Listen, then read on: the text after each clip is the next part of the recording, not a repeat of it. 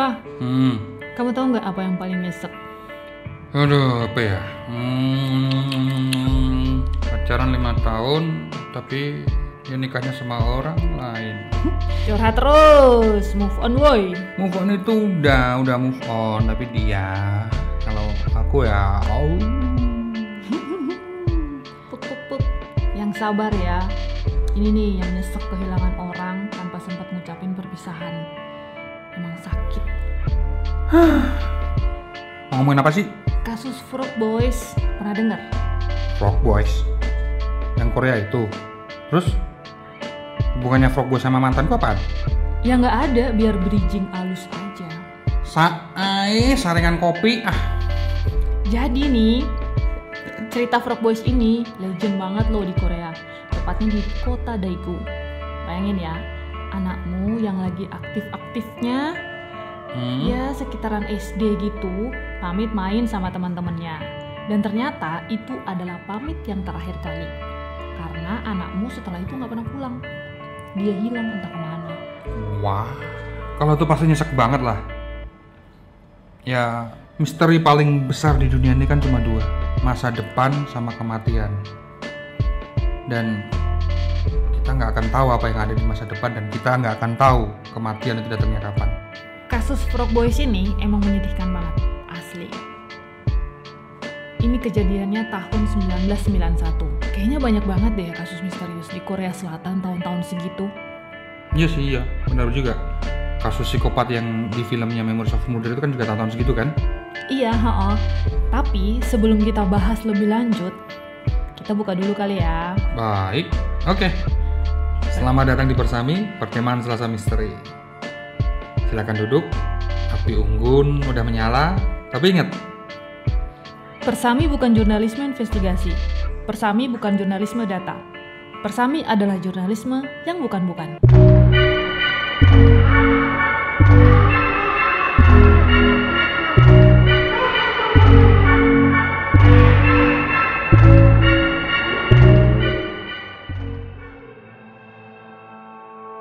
Frog Boys. Kenapa coba namanya bocah kodok? cebong. Maksudnya suka cari cebong tuh bocah. Bukan cebong sih, tapi lebih ke telur salamander. Salamander. Yang kayak kadal itu loh, yang Oh iya, ngerti. tau kan? Ya. Nah, ternyata telurnya itu mirip kayak telur kodok loh. Jadi mereka itu bocah-bocah yang lagi nyari telur kodok atau telur salamander itu. Iya, makanya kasus ini dikenal dengan istilah Frog Boys. Jadi kejadiannya tanggal 26 Maret 1991 di kota Daegu, Korea Selatan. Kota ini letaknya kira-kira 2 jam lah kalau naik kereta dari Seoul. Udah pernah? Kebetulan sih udah. Sombong amat, mas siapa? Sendirian. Tapi jangan dibayangin ya kayak sekarang. Pas kasus itu awal 90-an, belum ada Korean Wave. Belum ada mbak-mbak cantik yang lagi joget-joget. Dudut. Balabim balabum bum bum. Tapi kalau nggak salah, waktu itu kan ekonomi Korea tuh lagi booming-boomingnya kan? Iya, mereka masih kena efek booming industrialisasi yang memuncak pada masa 1980-an. Kalau krisis ekonominya kan nanti di pertengahan 90-an, dan kejadian ini di tahun 1991. Jadi ya masih lumayan stabil lah saat itu. Nah, gara-gara booming ekonomi, kota Daegu ini jadi berkembang dari kota kecil jadi kota metropolitan. Sebenarnya keluarga korban ini tinggalnya nggak di kota banget sih, kayak lebih ke pinggiran-pinggiran kota lah.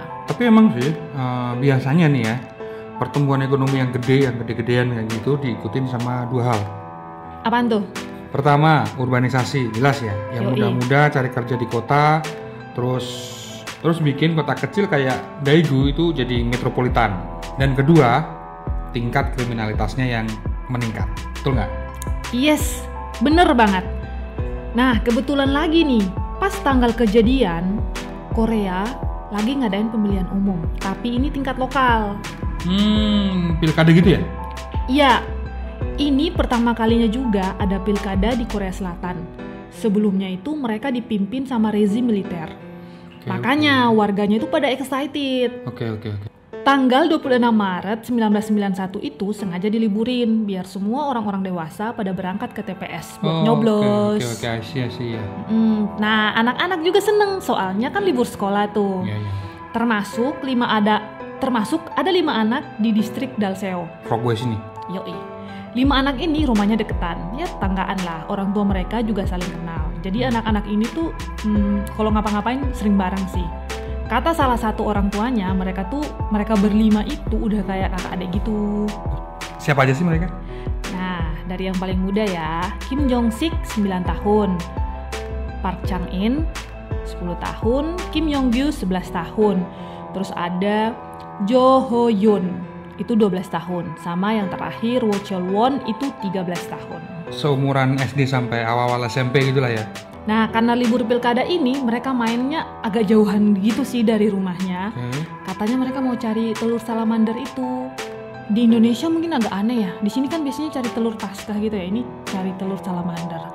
Nah, tapi di sana, di Korea, itu udah jadi kayak kegiatan para bocah-bocah gitu lah. Sebenarnya mereka tuh ada berenam yang mau nyari itu. Loh, yang satu kemana dong? Nah, si Kim Tae-rong itu dia 10 tahun. Sebenarnya dia udah mau ikut, tapi balik lagi ke rumahnya. Jadi Kim Tae-ryong ini sebenarnya main sama mereka, tapi dia balik ke rumah lagi. Kenapa emang? Tahu kenapa? Kenapa emang? Karena dia belum sarapan. Belum sarapan terus panggil emaknya suruh sarapan gitu ya? Iya, jadi dia tuh nggak ikut sama nih berlima untuk cari itu telur itu. Dan ternyata itu adalah keberuntungannya si Kim ini. Iya, betul, beruntung banget itu. 5 temannya yang lain itu mereka main sampai ke sungai di dekat Gunung Waryong. Orang tuanya biasa aja, ya biasalah bocah-bocah main sampai ke sungai, sampai ke gunung-gunung gitu. Zaman 90-an gitu kan. Agak jauh gitu biasa kan. Anak-anak kampung kan pada main sampai ke kebun-kebun, sampai ke tempat-tempat jauh. Orang tua pasti mikir, oh dia bakal balik. Ya. Terus mereka sadarnya kalau bocah-bocah itu hilang kapan? Mereka tuh mulai curiga pas salah satu orang tua ditelepon sama pelatih taekwondo.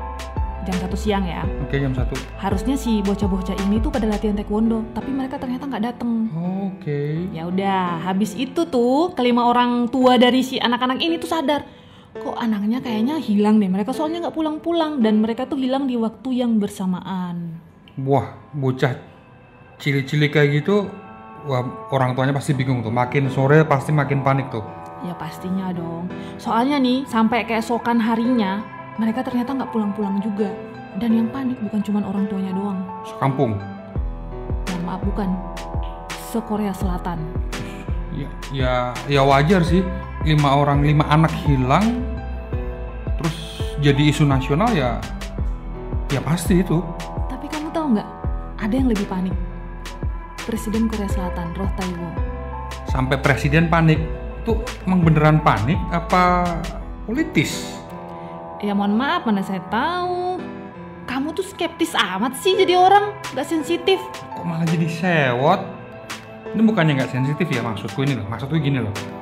Tahun-tahun segitu kan Korea itu kan ya baru aja kan lepas dari rezim militer. Dan kasus ini jelas itu isunya itu soal keamanan domestik. Ya nggak? Ya bisa jadi sih, waktu itu mungkin ada pressure politiknya emang gede banget ya. Ibaratnya, hey ini ada 5 orang anak hilang loh, tanggung jawab dong. Tuh kan, gimana enggak anak hilang 5 sekaligus. Ya jelas lah, warga itu kan jadi nggak ngerasa aman di lingkungannya sendiri pula. Ya makanya, mungkin karena itu ya, si presiden Korea itu sampai minta pencarian gede-gedean yang melibatkan banyak banget polisi sama militer. Yoi. Ini buat gambaran ya, betapa masifnya pencarian Frog Boys. Coba berapa kira-kira total personel yang dikerahkan? Berapa emang? 500? Jauh. 30.000? Belum. Itu orang stadion loh, masa belum? Belum. 100.000? Dikali 3. 300.000? Yoi, beneran. 300.000 itu banyak banget loh. Sekarang gini, bayangin.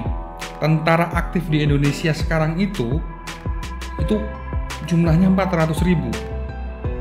Kalau 300.000, misal ini ya, kalau itu 300.000 disuruh nyari anak hilang itu, kosong markas buat nyariin 5 orang anak. Ya emang sebanyak itu, dan itu tahun 91 loh. Dan yang nyari sih sebenarnya bukan cuma tentara doang ya. Itu personel tuh gabungan polisi, tentara, tim SAR, sama ada juga dari relawan. Nah 300.000 orang itu mereka ngubek-ngubek area gunung tempat anak-anak tadi main tuh.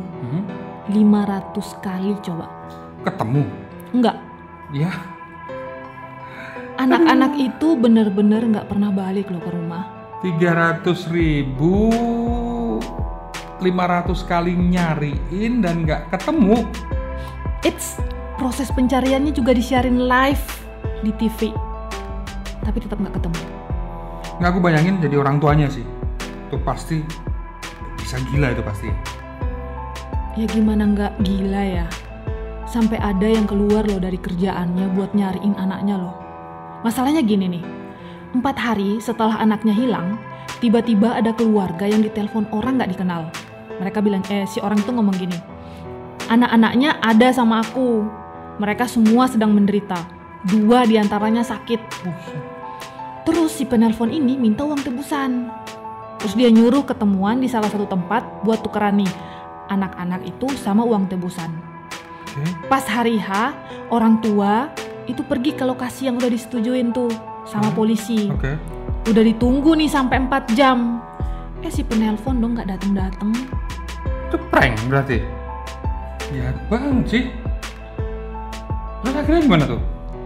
Nah tahun 2002 akhirnya mereka ditemukan. Tapi itu gak berarti misteri ini terungkap. Malah tambah misterius. Bentar, 2002 itu baru sekitar 11 tahun kemudian tuh baru ketemu. Yoi. Terus tambah misteriusnya maksudnya? Ya jadi 11 tahun kemudian mereka menemukan tulang dan pakaian anak-anak ini di tempat mereka cari telur salamander itu. Kok bisa? Ketemunya gimana tuh prosesnya? Nggak sengaja atau emang selama 11 tahun itu terus-terus nyari terus baru ketemu? Tanggal 26 September 2002 mereka itu ditemuin sama orang yang lagi cari biji pohon oak. Dia ngeliat tuh ada bekas pakaian setengah terkubur gitu dah. Penasaran tuh. Terus dia gali tuh. Malah nemu tulang belulang dong. Nggak sengaja dong berarti? Iya nggak sengaja. Dan nggak cuman tulang loh ternyata. Oke. Ada baju korban juga. Dan di situ juga ditemuin ada beberapa buah peluru. Ayo. Peluru. Langsung muncul kan banyak dugaan. Oke. Apa itu peluru yang dipakai buat bunuh anak-anak ini? Oke, tapi bentar Tina. Ini kan lokasinya kan sama kan? Berarti kayak yang bener. dulu pernah disisir 500 kali itu. Sama 300.000. Sama 300.000 orang tadi itu? Sama, tempatnya sama. Oke, dan ditemukannya baru 11 tahun kemudian. Dan itu posisinya dikubur. Berarti itu penculiknya sama pembunuhnya itu nguburin mereka di situ kan? Yoi. Pertanyaannya itu, ya nyari gimana sih? Apa nyisirnya kurang bener? Nggak sampai gali-gali tanah gitu? Ya bisa jadi. Oke. Nah, populernya kasus ini bikin banyak teori-teori yang muncul dan beredar di masyarakat Korea. Wah, ya sama aja berarti ya. Itu pasti tuh. Nih, bayanganku kan gini. Anda mesti banyak yang sok ahli, sok pinter, bang jago. Itu yang ngoceh sembarangan di TV tuh. Bukan lagi.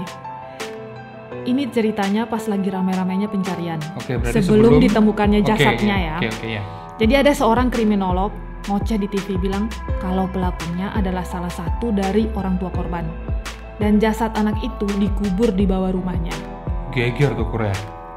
Saking meyakinkannya si kriminolog ini, polisi sampai bener-bener ngegali rumah salah satu ayah korban yang dituduh jadi pelaku. Pakai ekskavator selama 3 jam. Dan disiarkan live di TV nasional. Hancur tuh rumah. Terus gimana? Dan hasilnya zong, nggak ada apa-apa. Ya elah. Parah banget tuh kriminolog, so tau banget anjir. Iya, hampir diamuk masa, untung diamanin polisi. Ya iyalah ngamuk. Orang lagi kesusahan dituduh sembarangan tanpa bukti. Terus gimana tuh? Proses pencarian 5 anak itu sampai kapan tuh berlangsungnya? Nah, setelah setahun pencarian yang dilakukan pemerintah tanpa hasil, para orang tua kemudian memutuskan untuk melakukan pencarian sendiri. Karena ada bukti-bukti yang ternyata terlewat atau dianggap kurang kuat oleh polisi. Oh ya? Bukti apaan emang? Jadi, ada saksi yang dengar suara tembakan disusul suara jeritan. Para orang tua nih menduga ini ada kaitannya dengan militer. Nah loh, kok sampai militer? Iya, soalnya TKP-nya itu deket sama lapangan tembak militer. Waduh, jangan-jangan. Apa? Terus gimana tuh? Nah, polisi menganggap statement saksi itu nggak kuat. Kok bisa? Ya itulah kenapa orang tua memilih buat bikin pencarian sendiri. Mereka itu keliling Korea pakai truk, datang ke media-media. Tapi karena pencarian yang sudah terlalu lama, ketertarikan publik atas kasus ini tuh mulai pudar dan lama-lama orang mulai lupa. Ya namanya orang tua kehilangan anak ya. Ya kasihan, benar-benar kasihan tuh. Ada loh orang tua yang sampai kecanduan obat tidur. Oh ya?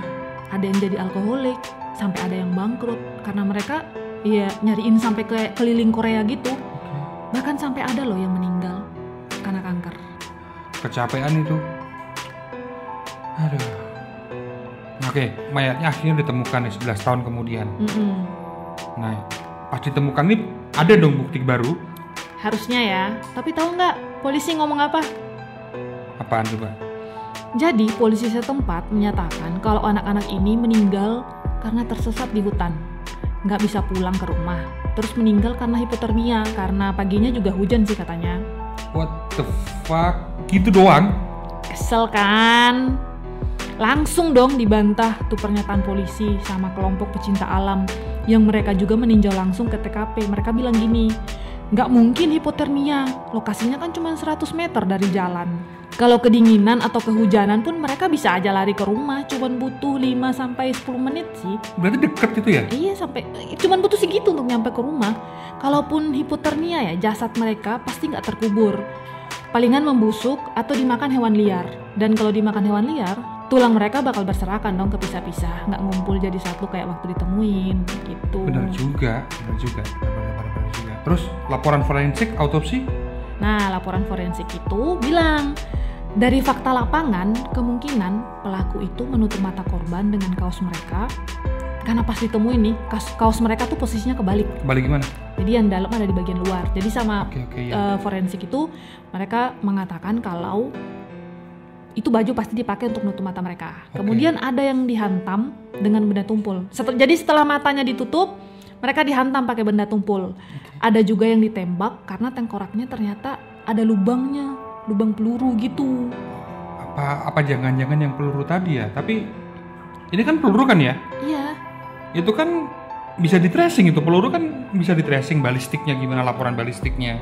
Nah, peluru itu makin menguatkan dugaan para orang tua soal keterkaitan militer ini sama hilangnya anak-anaknya mereka ini.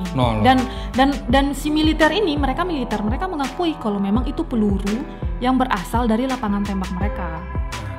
Tapi pihak militer bilang mereka nggak ada kaitan dengan kasus ini karena pada saat kejadian mereka lagi nggak ada latihan, plus lagi libur nasional juga. Ngeles aja, boy. Makanya itu. Selain itu juga ada beberapa ahli bilang pelakunya ini adalah psikopat.